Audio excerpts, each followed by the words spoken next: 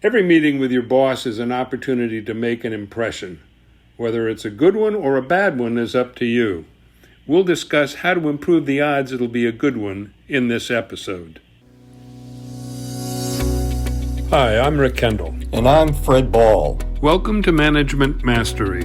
The purpose of these podcasts is to share what each of us has learned about good and bad management in our combined over 40 years of experience, both as managers and executive coaches.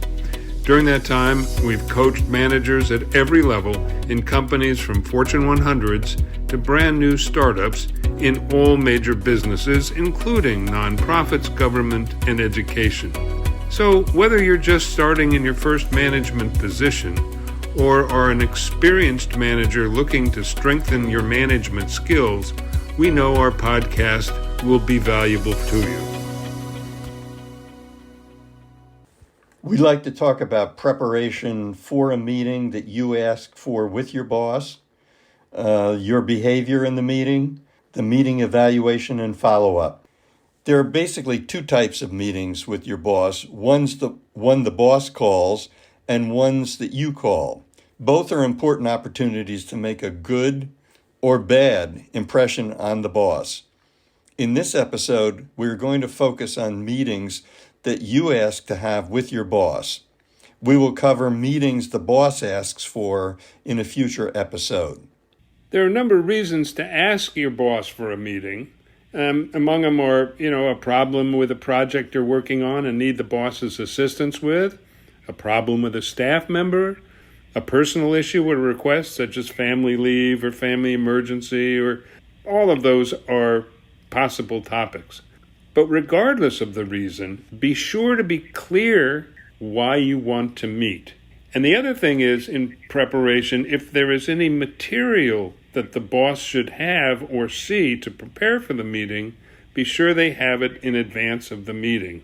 You want to have a list of topics, issues, or questions and prioritize that and write it down before the meeting so that you know what you want to ask for and what you want to cover, and you don't forget something during the heat of the meeting, if you will. As you're continuing your preparation for the meeting, you want to keep in mind the 60-second rule, which basically says that people can only have enough reserve to be able to pay attention for about a minute before their minds start to wander.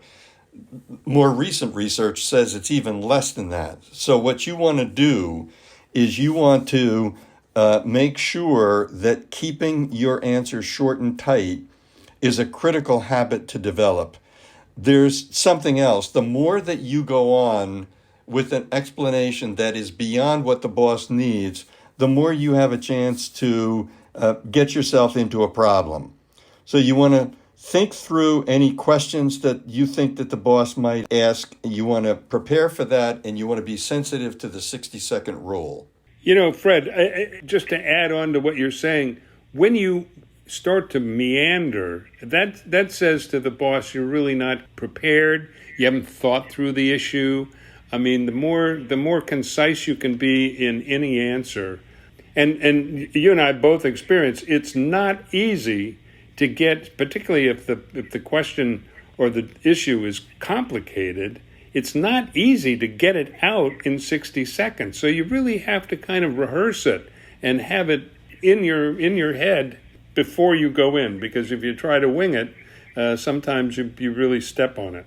You're right, and you're better to give a short piece of the answer, let the boss come back and ask for more information, and then provide it. And each time that the conversation switches from one person to the next, the 60-second rule is re-triggered. Right. So then you need to think about the communication style that your boss appreciates and uses, and you need to use it. For example, if your boss is bottom line oriented, give them data. If your boss wants to fully understand a situation, give them as much information as they need, but again, let it be something that you give a piece of and the boss comes back and asks for more information. If your boss likes examples, then be prepared to present examples of the issue or the problem you want to discuss. I think it's also important, even if this is not the reason you've asked for the meeting, you've got to be prepared to briefly update the boss on all the projects you're working on, focusing on anything new since you last discussed the project with the boss. It may not come up, but it may, and your boss may say, well, how are things going on X, Y, and Z? And you need to be prepared to respond if that happens. And particularly if there are any problems or issues with a project you're working on, be prepared to discuss what you're doing or plan to do to address the issue. And, this is important, always ask the boss for suggestions and feedback on your plan. That's exactly right. You want to involve your boss, and remember, the boss wants to be able to make suggestions. We talked about this earlier, but always bring a pad and a pen. Not doing so says, and not too subtly, I don't think there's going to be anything in this meeting worth writing down. And that's not a message you want to send to your boss. I actually had a situation where I blundered. One time I was called on an emergency basis to a client and was told to get down here right away. And when I was halfway down, I realized that I had a pad but nothing to write with. And I had no choice at that point but to keep going. And I asked the client for something to write with. And boy, it got back to her boss. And did I ever hear about that? So you really don't want to make that mistake. Right. So those are the things you need to do to prepare for the meeting. Now let's talk about what you need to do in the meeting. Just as we were talking about before, it's a great opportunity to improve the relationship that you have with your boss every time that you see them. You want to greet your boss with a smile and a firm handshake when you first come in. Then, as far as rapport building is concerned, every meeting is an opportunity to strengthen that relationship. So you could start out with a casual question like, how is the summer going for you, or something along those lines. But you also have to be sensitive to the fact that you ask for the meeting and you're taking the boss's time. So you're better off, again, having a short question to ask them in case the boss doesn't want to spend too much time in rapport building. The boss will, in the short term or a slightly longer term, change the meeting from rapport building to business. And you want to make sure that you're attuned, that when the boss is ready to move, you're ready to move as well. We talked before about understanding the boss's preferred communication style. Do they prefer oral or written? If the latter, then you might need a handout. Yeah, I think that's all really relevant to the preparation. I agree. If anything will make your point or cover the topic efficiently in a handout form, always consider that possibility, because anything to make the communication more efficient and more well prepared is great. And also, if there's a problem or a situation that you need to discuss, then bring that to the boss's attention before anything else. The problem should always lead in a meeting that you've asked for with the boss, even if that's not the main topic you want to talk about. And so you want to let the boss know the research you've accomplished and what you're doing about the problem. As we said earlier, always ask for the boss's feedback and input. What do they suggest? How do they view the problem? What do they think might be an approach? And if you need resources, ask for them. And discuss the desirable outcomes and actionable follow-up tasks. What are you going to do? And if the project looks like it's more difficult than you or your boss anticipated, be ready to ask for help in determining the best approach going forward. If it's more than you thought, then be honest about that. Rick was just talking about if you have a problem situation that you need to talk about, that might rise to the top of your prioritized list. But you want to make sure that you have your prioritized list so that you can discuss those things that you absolutely need to discuss with your boss. And you don't want to come with a laundry list of items. You want to take your first one that's at the top of your list and spend the time that you need to get, if there's any data or anything else, as Rick was just saying, as you're describing a problem or a situation, you want to stick with that till you find everything that you need to understand in order to move forward. You want to make sure that you are clear on any deadlines or timelines that are discussed. You want to write them down and repeat them to the boss to be sure you're on the same page. Is so many times when we're coaching someone and they say, I was in a meeting with the boss, but I was thinking about the next item that I wanted to talk about, and the boss was talking about deadlines and what needed to be accomplished. I didn't write them down, or I wrote them down in such a fashion that when I left the meeting, I couldn't make out my own notes. That is not what you want to do. No, or this has happened to all of us. You heard it, and even if you wrote it down, you misheard it.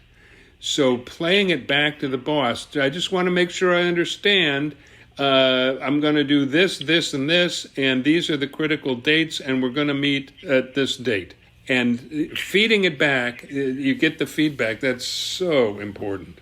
Absolutely. That is one of the major problems that managers at any level have, is that they start to mix listening to the boss with what they want to say next.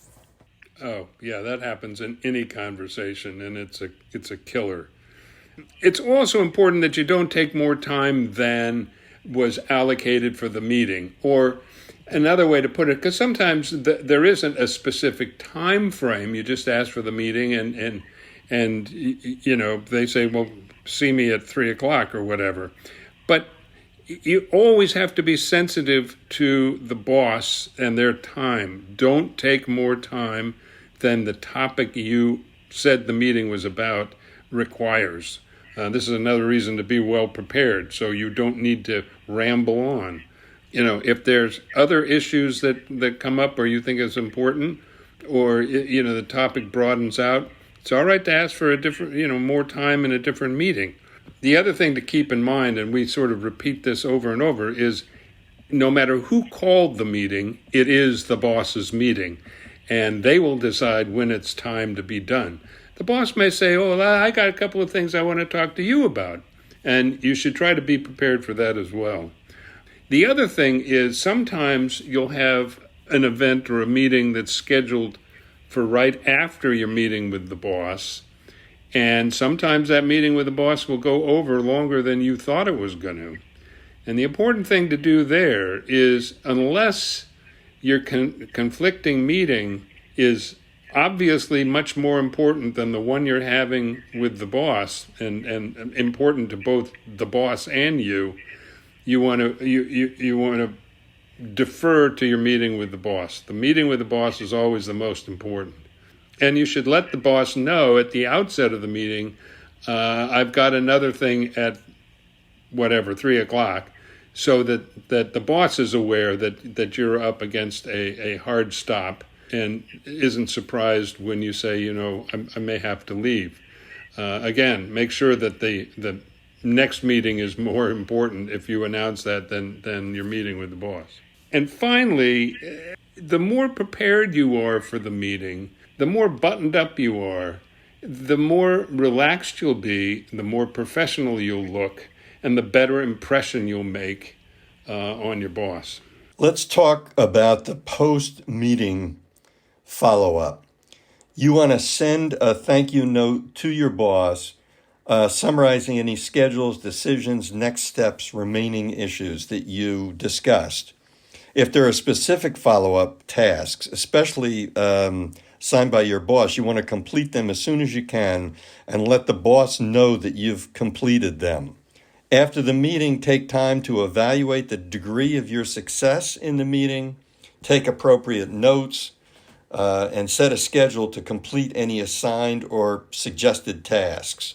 Anything else you may want to take notes for a follow-up meeting? Yeah, and I think it's important to emphasize not only sending the email after the meeting, but keeping the boss, and I'm a firm believer in using email for this, apprised of everything you do in terms of the tasks. You know, the boss is busy, they've got lots of things on their mind, and you don't want them to suddenly think, I haven't heard from so-and-so in a while, I wonder what they're doing. It's better to over-communicate, and when you put it in an email, then it's written down. Then you can refer to it. So I'm really a big believer in over-communicating your progress on tasks and goals and deadlines. So what we've been talking about is both how to prepare for a meeting with your boss when you've asked for the meeting. And it's very important that you're prepared, and that shows that you're being professional, that you respect the boss's time, and it makes it easier for you to focus on the meeting itself. So you want to know as much about the topic as you can before the meeting starts, but also remember, no matter who calls it, it's the boss's meeting. Always have an agenda. Even if you aren't always able to get to it, it may be appropriate to ask for a follow-up meeting to cover everything on your list. And always, always, always follow up, thank the boss where appropriate, and confirm any schedules, deliverables, and understandings. We hope you have found this podcast useful, and will come back again for more Management Mastery.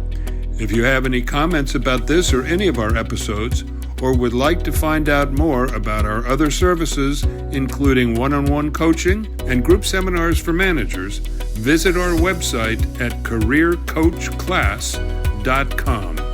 Thanks for listening.